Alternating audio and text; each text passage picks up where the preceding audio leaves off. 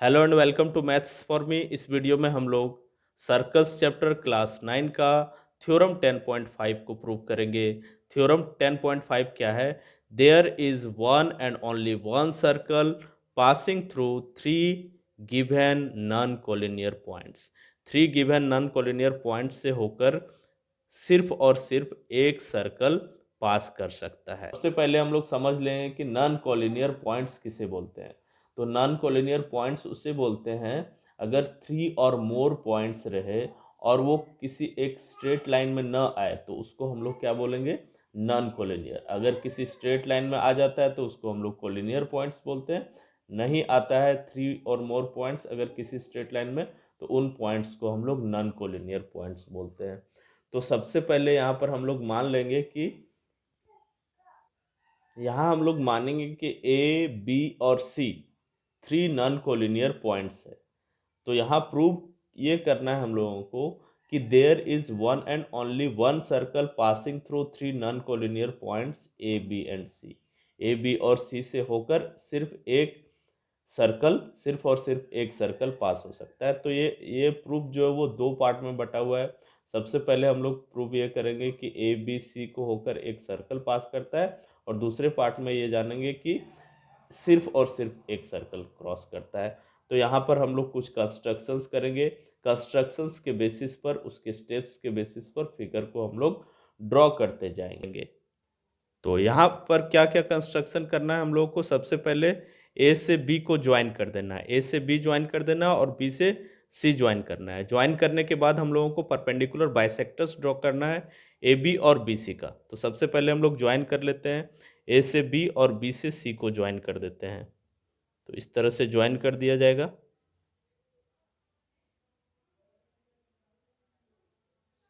ए से बी, उसके बाद हम लोग बी से सी को ज्वाइन कर देते हैं कुछ इस तरह से। बी से सी ज्वाइन कर दिया गया। अब ज्वाइन कर देने के बाद जो भी लाइन सेगमेंट है उसका परपेंडिकुलर बाइसेक्टर लेने के लिए मोर देन हाफ लेते हैं और कट लगाते हैं। एक कट इधर लगा देंगे इस और एक कट इस और लगा देंगे। दोनों ही तरफ कट लगा के उसको मीट करा देना है हम लोगों को। तो कट एक इधर से लगा दिया गया। फिर ए पर रख के ये जो कट लगा है इसको वापस से कट कर लेना है परपेंडिकुलर बाइसेक्टर ड्रॉ करने के लिए। फिर बी पर रख के इस आर्क को कट कर देना है। दोनों आर्क जहाँ इंटरसेक्ट किए हैं, जिस पॉइंट पर, ये पॉइंट पर मीट किया है और ये इस पॉइंट पर, दोनों पॉइंट पर इंटरसेक्ट किया है। इन दोनों को क्या करना है? ज्वाइन करा देना है और नेम दे देना है इसका पी क्यू। मान लेते हैं पी क्यू जो है वो लाइन है जो बाइसेक्ट कर रहा है, परपेंडिकुलर बाइसेक्ट कर रहा है ए बी को। कुछ इस तरह से ज्वाइन कर देंगे हम लोग इसको। से ज्वाइन कर दिया गया।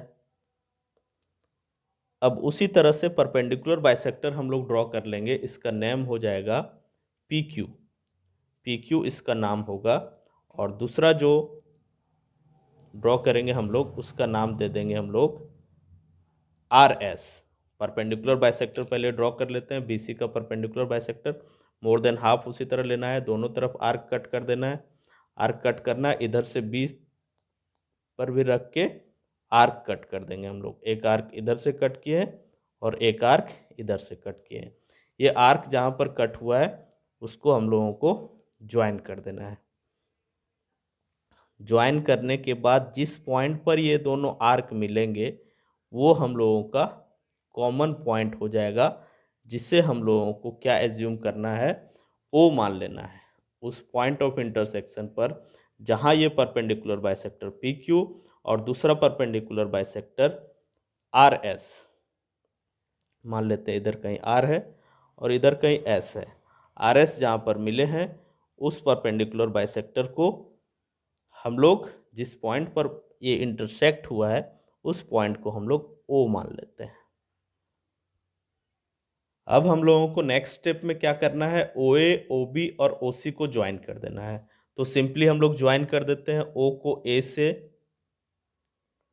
ओ को बी से और ओ को सी से ज्वाइन कर दिया जाएगा कुछ इस तरह से।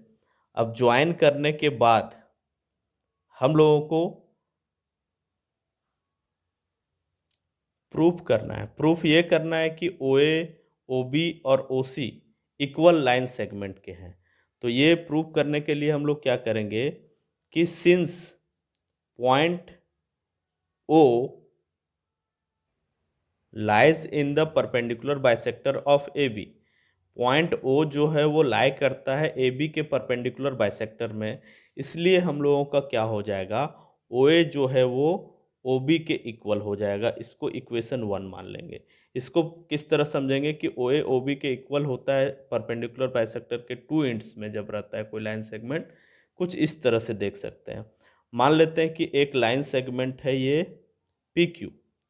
अब यहाँ पर पॉइंट ओ है, यहाँ पर पॉइंट ओ डैश है, यहाँ पर पॉइंट एस है, यहाँ पर पॉइंट टी है।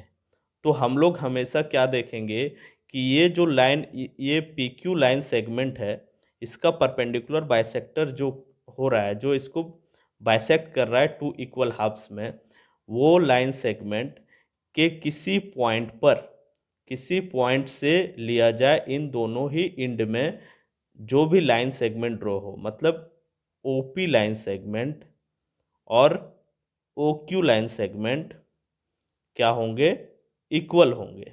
उसी तरह ओ डैश पी और ओ डैश क्यू क्या होगा, इक्वल होगा। उसी तरह यहाँ पर हम लोग देख सकते हैं एस पी और एस क्यू इक्वल होगा, और टी पी और टी क्यू भी इक्वल होगा। तो ये सारे क्या होंगे, इक्वल हो जाएंगे। यानी कि कहने का ये मतलब है कि इसी तरह यहाँ पर सिचुएशन हो रहा है किसके साथ, ओ ए ओ बी के साथ। ये ए बी जो है, ए बी का परपेंडिकुलर बाइसेक्टर जो है उससे पॉइंट ओ पर वो मिल रहे हैं। अगर दो लाइंस जो इंटरसेक्ट किया था ओ पर मिला था, एक लाइन पी क्यू और एक लाइन आर एस, कहाँ पर मिला था, ओ पर मिला था, इसलिए ओ ए और ओ बी क्या होगा, इक्वल डिस्टेंस का होगा, क्योंकि ए बी का परपेंडिकुलर बाइसेक्टर है पी क्यू और ओ पॉइंट पर वो कट कर रहा है, इसलिए ओ से दोनों ही एंड में, ए बी के दोनों ही एंड में जो लाइन सेगमेंट गया है उनका लेंथ इक्वल होगा। इसी के बेसिस पर हम लोग ये भी बोल सकते हैं कि पॉइंट ओ जो है वो लाई कर रहा है बीसी के भी परपेंडिकुलर बाइसेक्टर में। ये हम लोग का बीसी है, यहाँ पर हम लोगों का परपेंडिकुलर है, इधर जिस तरह परपेंडिकुलर हो रहा था यहाँ भी परपेंडिकुलर बाइसेक्टर है। तो ओ पॉइंट इस आर एस लाइन में लाई कर रहा है, परपेंडिकुलर बाइसेक्टर में लाई कर रहा है, इसलिए ओ से बी तक का डिस्टेंस और ओ से सी तक का भी डिस्टेंस इक्वल होगा। यानी हम लोग लिख सकते हैं कि O B is equal to O C, और इसको हम लोग सेकेंड इक्वेशन मान लेंगे। अब ये दो इक्वेशन बनने के बाद फ्रॉम इक्वेशन 1 एंड 2 हम लोग बोल सकते हैं कि from equation 1 and 2 O A is equal to O B is equal to O C हो जाएगा, और इसको हम लोग मान लेते हैं आर के इक्वल, से लिख देते हैं। इक्वल टू लिख के से लिखा जाता है लेट के जगह पर। thus taking O as center, thus taking O as center and R as radius, a circle can be drawn which passes through three non-collinear points A, B and C। तो फर्स्ट चीज़ हम लोग यहाँ prove कर लिए कि अगर हम लोग O को सेंटर और R को रेडियस मान के एक सर्कल ड्रॉ करना चाहें तो वो A, B और C तीन नॉन कॉलिनियर पॉइंट से क्या होता है, पास होता है।